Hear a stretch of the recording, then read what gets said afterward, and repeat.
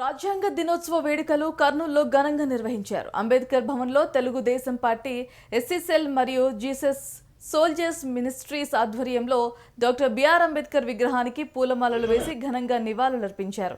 భారత రాజ్యాంగం గొప్పతనం గురించి తెలుగుదేశం నాయకులు ఏసన్న వివరించారు. భారత రాజ్యాంగం అన్ని వర్గాల ప్రజలకు సమానంగా హక్కులు కల్పించారని తెలిపారు. ఇతర దేశాలు సైతం భారత రాజ్యాంగంలోని అంశాలను అనుసరించి అమలు చేస్తున్నాయని చెప్పారు.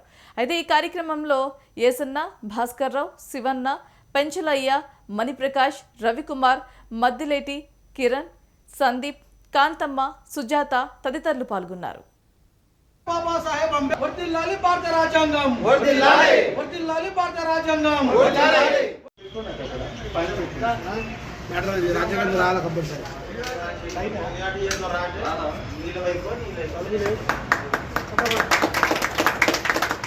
వర్ధిల్లాలి భారత రాజ్యాంగం, వర్ధిల్లాలి భారత రాజ్యాంగం, వర్ధిల్లాలి భారత రాజ్యాంగం, వర్ధిల్లాలి భారత రాజ్యాంగం.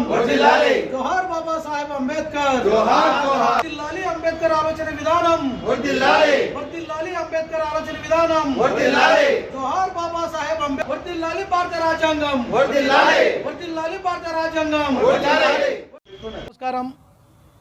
ఈరోజు భారత రాజ్యాంగ దినోత్సవం సందర్భంగా స్థానిక అంబేద్కర్ భవన్ నందు కార్యక్రమాన్ని నిర్వహించుకోవడం జరిగింది. 1949 నవంబర్ 26వ తేదీన స్వతంత్ర భారతదేశానికి, ప్రజాస్వామ్య దేశానికి చక్కటి అద్భుతమైనటువంటి రాజ్యాంగము అంకితం చేసిన రోజు నవంబర్ 26వ తేదీ రాజ్యాంగ దినోత్సవాన్ని జరుపుకోవాలని కేంద్ర ప్రభుత్వం నిర్ణయించి అప్పటి నుంచి కార్యక్రమాన్ని చేస్తూ వచ్చారు.